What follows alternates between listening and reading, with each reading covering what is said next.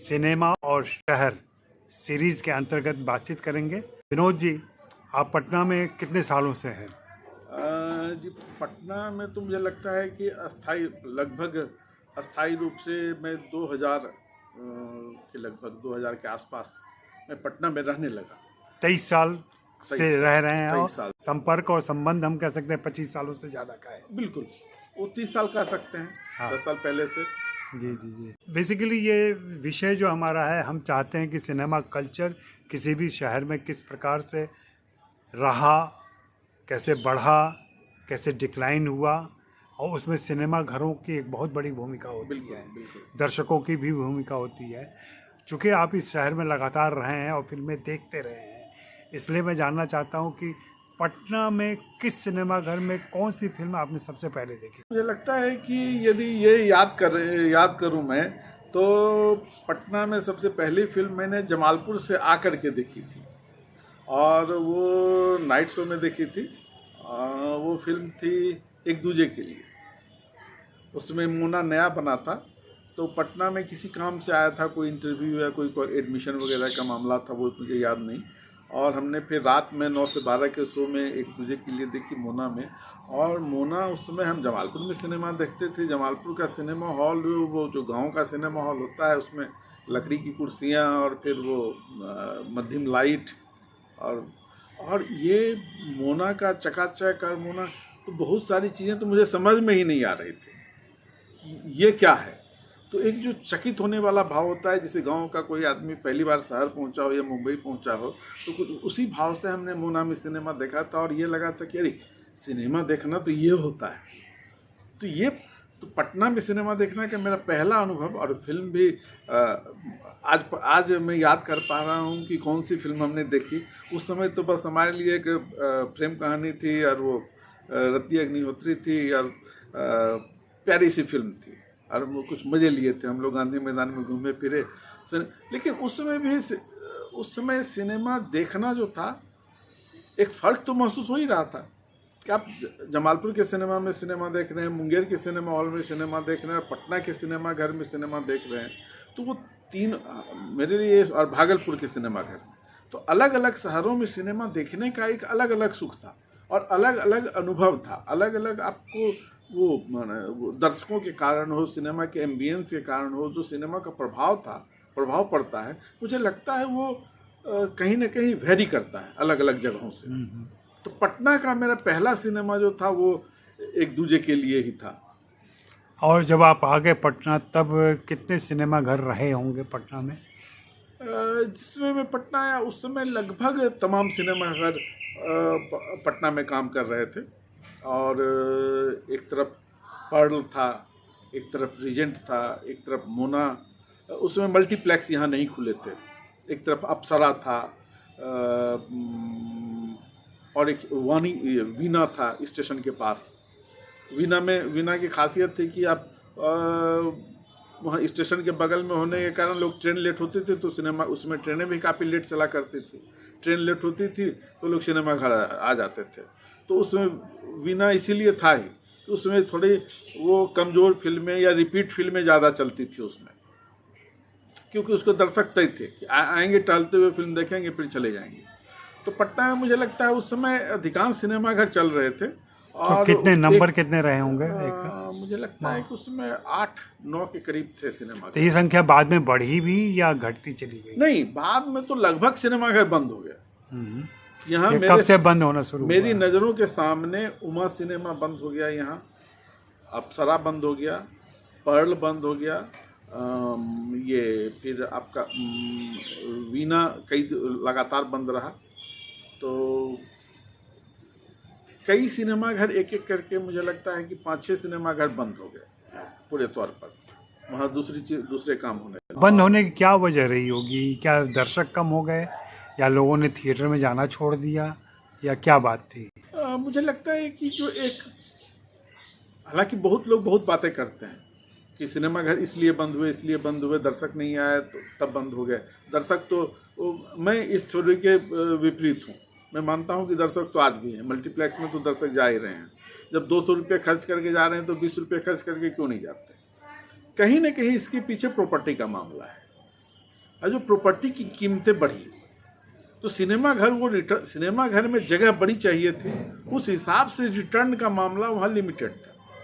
Cinema घर आप multi storey तो बना नहीं सकते हैं। सिनेमा घर जो बेसिक सिनेमा घर था उसमें वो शेड और नीचे कुर्सियाँ और ऊपर एक आधी बालकनी, इतना भरी है सिनेमा घर, बाहर टिकट बुकिंग के लिए जगह, यही स्पेस चाहिए होता था। उस स्पेस में जो ज़मीन मालिक थे उनको लगा कि हम यदि होटल बना लेंगे तो ज़्यादा मुनाफा कमाएंगे, उस ज़मीन में यदि मल्टीप्लेक्स बना लेंगे, यदि मॉल खोल लेंगे तो ज़्यादा मुनाफा कमाएंगे, मार्केटिंग कॉम्प्लेक्स बनाएंगे तो ज़्यादा मुनाफा कमाएंगे। तो धीरे धीरे मुझे लगता है वो ऐसा नहीं कि दर्शकों के कारण वो घाटे में आने के कारण बंद हुआ, वो ज़मीन मालिकों के लोभ के कारण सिनेमा घर उन्होंने बंद किया। उनको और अधिक का जो मामला प्रॉपर्टी, चूँकि प्रॉपर्टी के लिए मौके बढ़ने लगे, यहाँ लोगों की परचेजिंग कैपेसिटी बढ़ने लगी, लोगों को ज़्यादा दुकानें चाहिए, लोगों को ज़्यादा माल चाहिए, लोगों को ज़्यादा खरीदारी करनी चाहिए। उसके लिए अब लोग खर्च करने के लिए तैयार होने लगे। तो उनकी सुविधाओं के लिए उन लोगों ने सिनेमाघर बंद कर दिए और उसकी जगह पर उन्होंने दुकानें दे दी कि लो भैया खरीदो, आप सामान हम दे रहे हैं, सिनेमाघर तो आप अपने जेब में देख ही लोगे। तो ये मामला कहीं ना कहीं सिनेमा हॉल के, इसमें दर्शकों को मैं कतई दोष नहीं देना चाहूँगा।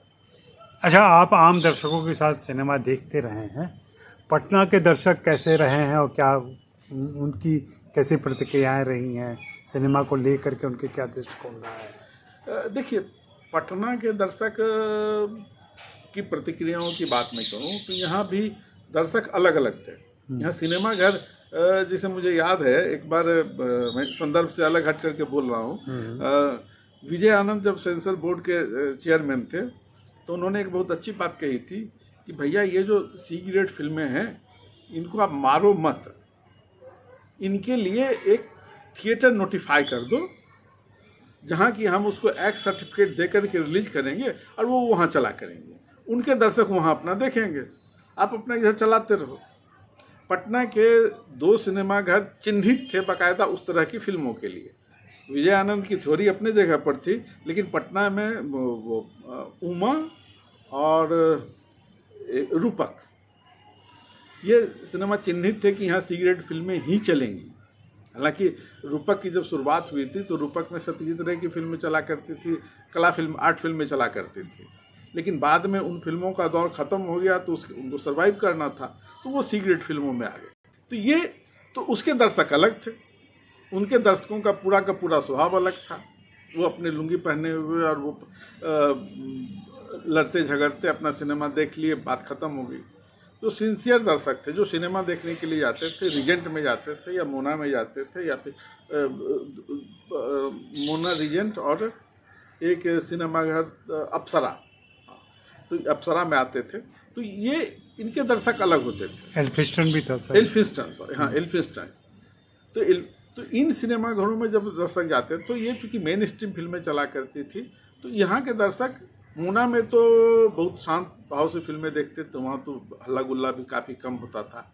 मुझे लगता है कि उतना अनुशासित सिनेमा घर मूना के जैसा मैंने नहीं देखा था।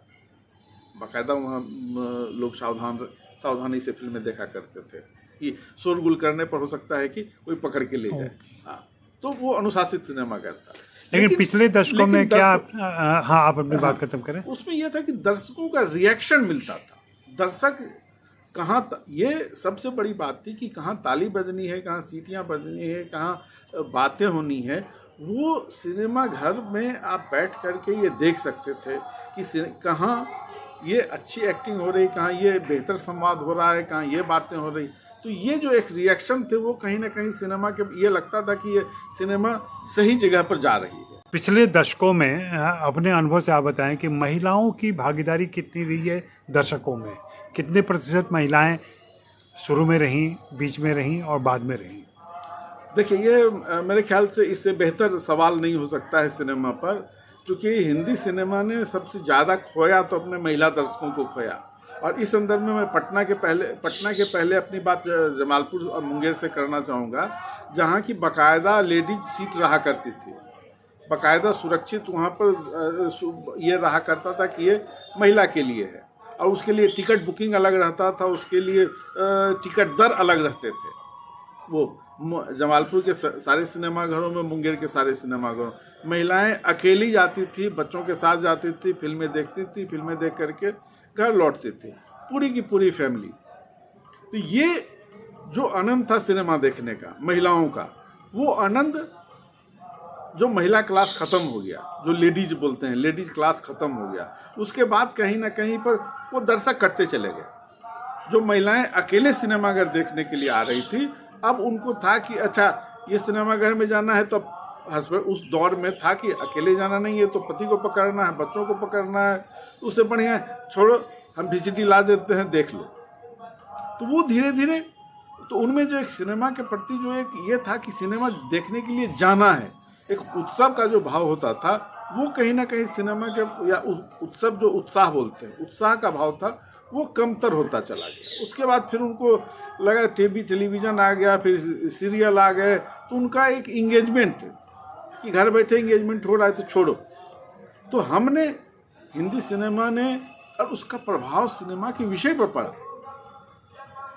सबसे बड़ी ये बात हुई कि सिनेमा में जो जब तक महिलाएं रही, सिनेमा में, हिंदी सिनेमा में रिलेशंस रहे, संबंध रहे, परिवार रहा, बाप बेटी का रिश्ता रहा, माँ बेटे का रिश्ता रहा, वो सब खत्म हो गया। वो सब दर्शक हटे, तो फिर लगा कि अब जरूरत ही नहीं है, महिलाएं तो देखने के लिए आ ही नहीं रही हैं, तो फिर हम क्यों माँ बहन को दिखाएं, क्यों हम फुआ को दिखाएं, क्यों हम मौसी को दिखाएं। तो वो चूंकि पहले ये था कि मौसी भी जा रही है सिनेमा देखने के लिए, माँ भी जा रही है, फुआ भी जा रही है, तो सिनेमा के लिए ये था कि आपको राखी का गाना तो डालना है भाई, बहनें तब आएगी देखने के लिए। तो वो दर्शक हटे, तो वो सारी औपचारिकताएं भी खत्म हो गई। अब है कि सिर्फ स्त्री है, पुरुष है और सिनेमा है। अच्छा, मेरा मानना रहा है कि पटना एक राजधानी भी है चूँकि, और यहाँ न्यायालय है और तमाम सरकारी कामों के लिए, अस्पताल के लिए लोग आते हैं, तो एक ट्रांजिट ऑडियंस भी रहा है यहाँ पर बहुत बड़ी संख्या में।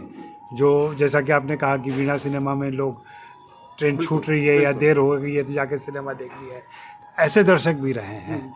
आपकी क्या राय? नहीं, ये दर्शक थे, आज नहीं है। ये दर्शक थे जो जब सिनेमा घर, जैसे मैं बता रहा हूँ ना कि मैं जमालपुर से पटना आकर के सिनेमा देखता था, क्योंकि सिनेमा देखने का यहाँ का सुख अलग था। यहाँ जैसे थिएटर जमालपुर, मुंगेर, भागलपुर में नहीं थे, तो पटना आकर के, या फिर ये होता था कि चूंकि फिल्में उस समय रिलीज के 6 महीने बाद जमालपुर पहुंचा करती थी, रिलीज के साथ पटना ही आ रही है, तो चलो भैया टिकट कटा लो, पटना में जाकर सिनेमा देख के घूमते फिरते चले आएंगे। तो ये तो ट्रांजिट ऑडियंस जो थे उस समय, वो सिनेमा देखने के लिए पटना आते थे, या फिर काम से ही पटना आए तो चलो सिनेमा भी देख लेते हैं। लेकिन आज की तारीख में सिनेमा देखना प्रायोरिटी नहीं रही। अब है कि वो सिर्फ समय काटने के लिए वो क्यों सिनेमा घर जाएंगे, अब उनकी जेब में सिनेमा है ना। और सिनेपोलिस जैसे मल्टीप्लेक्स आने के बाद से कुछ सिनेमा परिदृश्य, सिनेमा हॉल बदला है? बहुत बदला। मेरा ये मानना है कि सिनेमा देखने का जो मूल संस्कृति थी वो खत्म हो गई। अब सिनेमा देखने के लिए हम नहीं जाते हैं, हम आउटिंग के लिए जाते हैं। पहले ये था कि हम तय करके जाते थे कि हम जा रहे हैं कि मोना में इस फिल्म में 3 से 6 बजे का ये फिल्म दिखेगी, हमको वो फिल्म देखने के लिए जाना है। हम वो फिल्म के लिए तैयार होकर के जाते थे। आज है कि मल्टीप्लेक्स में हम जाते हैं, अच्छा और इसमें टिकट नहीं मिल रहा, अच्छा वो देख लो, उसको सिनेमा देख लेना है, उनको नहीं मतलब फिर सिनेमा देख लेना है, वो उसी में पॉपकॉर्न भी खा लेना है, उसी में बच्चे भी हैं तो बच्चों को थोड़ा सा वो केक पेस्ट्री भी खिला देना है। तो सिनेमा जो देखना था वो इस मल्टीप्लेक्स ने सिनेमा देखने का हमारा जो एक कहें तो संस्कार जो था उसको पूरे तौर पर नष्ट कर दिया। सिनेमा एक आउटिंग का एक बहाना बन गया, सिनेमा नहीं रहा। लेकिन यह एक सजग दर्शक की राय है कि आम दर्शक की राय है? अभी आप जो कह रहे हैं इसको मैं एक सजग दर्शक की राय समझ रहा हूँ। मुझे लगता है कि आम दर्शक और सजग दर्शक को आप अलग कैसे कर सकते हैं? जो दर्शक सिनेमा घर जा रहा है वो सिनेमा देखने के लिए जा रहा है और वो सुचिंतित होकर के जा रहा है। पहले के जो दर्शक थे वो यदि रीजेंट में सिनेमा मिल रहा है, वही सिनेमा नहीं मिला तो वो लौट आएगा। ऐसा नहीं कि वो बगल के मोना में चला जाएगा, वो बगल के गांधी मैदान में बैठ हाउसफुल जाएगा। होने पर कई बार लौटते रहे हाँ, हैं लोग। लौट जाते थे। ब्लैक में नहीं खरीदना है हाँ, टिकट। ब्लैक में नहीं खरीदना है तो लौट जाएंगे, या फिर ब्लैक में खरीदना है तो हम ब्लैक में देख करके लोग खरीदते थे। यदि हमको यही सिनेमा देखना ही है तो ब्लैक में देख करके लोग खरीदते थे। तो वो दर्शक को हम सजा कैसे नहीं कर सकते हैं, आम दर्शक हम कैसे में समेट सकते हैं। तो वो मेरा ये मानना है कि दर्शक दर्शक होता है, आम और सजग जैसी बात करके हम उसको अलग नहीं कर सकते हैं। ये सिनेमा दर्शकों ने महसूस किया कि मल्टीप्लेक्स जो है उसमें मैंने लिखा था इस पर, पुरानी बात है लेकिन आप भी याद करेंगे, आपको भी एहसास हुआ होगा कभी न कभी। एक फिल्म थी LOC कारगिल, उस समय मल्टीप्लेक्स आ गए थे। मैं मल्टीप्लेक्स में फिल्म देखने के लिए गया और माने सैनिक मर रहे हैं, लोग फिल्म में इमोशनल हो रहे हैं और बगल से कुरकुर कुरकुर कुरकुर कुरकुर की आवाज़ आ रही है कॉर्नफ्लेक्स चबाने की। मुझे लगा कि मैं क्या करूं। तो ये आप कैसे सोच सकते हैं कि आप सिनेमा को एक्सेप्ट कर पाएंगे उस माहौल में? कैसे उस माहौल के लिए कोई फिल्म बनाएगा? कैसे इमोशनल फिल्में बनेगी? या कैसे आदमी जैसी फिल्में जिसमें कि पूरी फिल्म लोग रोते रहते थे, या दोस्ती जैसी फिल्में जिसमें पूरी फिल्में लोग आंसू बहाते रहते थे, या ऋषिकेश मुखर्जी की फिल्में जिसमें बगैर आंसू गिरे फिल्म पूरी नहीं होती थी? कैसे उम्मीद कर सकते हैं मल्टीप्लेक्स में कोई आंसू बहा सकता है सिनेमा को देखते हुए? तो अभी क्या माहौल है, अभी क्या देख पाते हैं आप? अभी तो मेरे ख्याल से कोरोना के बाद की जो स्थितियां बदली, अभी तक सिनेमा घर वो आकर्षण नहीं पैदा कर पा रहा है कि वो अपने आम दर्शक, जो आप आम दर्शक बोलते हैं, आम दर्शक को सिनेमा घर तक पहुंचने के लिए बाध्य कर सके। दर्शक सिनेमा घर तक तब तक नहीं पहुंचेगा जब तक कि उसे उस तरह की चीज़ें ना मिले जो उसके मोबाइल में न आ सकती हैं। इसीलिए जब RRR या KGF या फिर वो बाहुबली जैसी फिल्में देखने के लिए लोग सिनेमा घर जाते हैं तो उसका ये कारण ही है कि वो मोबाइल में नहीं आ पा रही हैं, मोबाइल में वो नहीं दिख पा रही हैं वो फिल्में। तो उन फिल्मों के लिए दर्शक जा रहे हैं सिनेमा घर तक। तो ये सिनेमा की अब बाध्यता हो गई है कि आप कुछ अतिरिक्त एक्स्ट्रा ऑर्डिनरी दिखाइए जो उसके मोबाइल में नहीं आ सकती। वो नहीं तो उसके पास अब मोबाइल है, वो इंतजार कर लेंगे कि ठीक है यार 1 महीने बाद देख लेंगे, क्या फर्क पड़ता है, क्यों हम परेशान होने के लिए। अच्छा, पटना से थोड़ा सा बाहर निकले तो बिहार में सिनेमा घरों की क्या स्थिति है? अरे बिहार में अधिकांश शहर सिनेमा घर विहीन है, अधिकांश जिला मुख्यालयों में सिनेमा घर नहीं है। मैं इस पर बार बार, मैं पिछले दिनों भी गिरधर झा से मेरी बात हो रही थी बिहार में सिनेमा उद्योग पर। मैंने कहा बिहार को फिल्म सिटी नहीं चाहिए, बिहार को स्टूडियो नहीं चाहिए, बिहार को सिनेमा घर चाहिए। आप सिनेमा घर बना लीजिए, मैथिली में आप दिखाएंगे कहाँ? आप मगही में बना लीजिए, कहाँ दिखाएंगे? कहीं सिनेमा घर नहीं। मुंगेर में 6 सिनेमा घर थे, आज 1 भी नहीं है। जमालपुर में 2 सिनेमा घर थे, 1 भी नहीं है। भागलपुर में मुझे लगता है 7-8 सिनेमा घर थे, आज 2 काम कर रहे हैं, 2 चल रहे हैं। पटना में भी कितने बचे हैं और कितने थे? पटना में अभी रीजेंट, मोना और वो मल्टीप्लेक्स नहीं बड़ी सिनेमा घर है। मुझे लगता है कि यदि स्क्रीन गिनने की बात करें तो स्क्रीन तो हो सकता है 10 स्क्रीन हो, लेकिन सिनेमा घर है कायदे के 2 हैं। और मल्टीप्लेक्स ने सबसे बड़ी मुश्किल ये पैदा कर दी। अब जो सिंगल थिएटर हैं उन्होंने भी अपना लुक जैसे रीजेंट, वो सिंगल थिएटर होते हुए भी उसने अपने आप को मल्टीप्लेक्स के आडंबर में ढाल लिया। अब है कि आम दर्शक जो सिनेमा घर जिनके लिए सिनेमा बनता था, वो सिनेमा घर अंदर घुसने की हिम्मत, उसको लगता है कि हमारे जो कपड़े हैं वो सिनेमा घर से मैच ही नहीं कर रहे हैं, वो सिनेमा घर जाने में सहज ही नहीं हो पा रहे हैं, वो मॉल में घुसने में सहज ही नहीं हो पाते हैं। तो वो उसको लगता है छोड़ो यार, वहाँ बेइज्जत होने से बढ़िया है मोबाइल पर सिनेमा देख लें। उन्हें कहीं ना कहीं एक कॉम्प्लेक्स जो होता है ना, कि वहाँ जो एलीट क्लास बैठा हुआ है उसके साथ हम मैच नहीं कर पा रहे हैं, तो हम उससे अलग हो जाएंगे। उससे अलग होके क्या करेंगे, हमारे लिए जगह ही नहीं है, तो हम बैठ के मोबाइल पर देख लेंगे। तो ये जो एक फर्क मल्टीप्लेक्स ने पैदा किया कि सिनेमा एलीट के लिए बना दिया, तो सिनेमा के जो आम दर्शक थे, और सिनेमा बिजनेस भी तो बदल गया ना, बिजनेस भी तो वही कर रही है कि 3 दिनों में हमको अब 100 करोड़ 1000 करोड़ दे दो। उसको भी अब चिंता खत्म हो गई आम दर्शकों से। अच्छा, और एक आखिरी बात, पटना और सिनेमा का क्या रिश्ता रहा है, हिंदी सिनेमा का?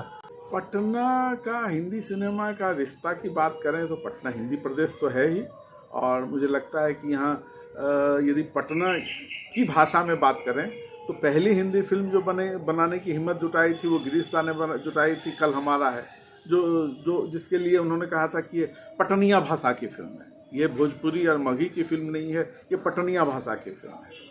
तो पटना में यदि बिहार के संदर्भ से बात करें तो पटना में सिनेमा के लिए कोशिशें होती रही, सिनेमा बनाने की कोशिश होती रही, सिनेमा को समझने की कोशिशें होती रही, सिने सोसाइटी यहाँ लंबे समय तक काम करती रही, तो सिनेमा के प्रति यहाँ रुचि रही लोगों में। और आप माने उसका तो सबूत यही है कि सिनेमा यहाँ 8-9 सिनेमाघर थे।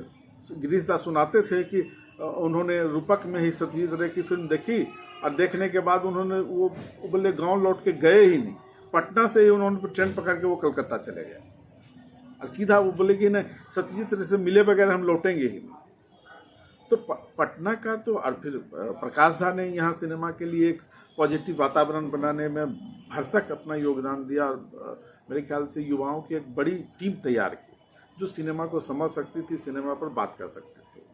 तो सिनेमा को लेकर के कंसर्न तो यहाँ है, लेकिन कहीं ना कहीं धीरे धीरे वो कम भी होता जा रहा है, जिसके फलस्वरूप हम देख रहे हैं कि सिने सोसाइटी जो यहाँ की सबसे पुरानी सिने सोसाइटी में होगी देश की है, वो धीरे धीरे अब मुश्किल से 3 या 4 लोगों की भागीदारी से चल रही है।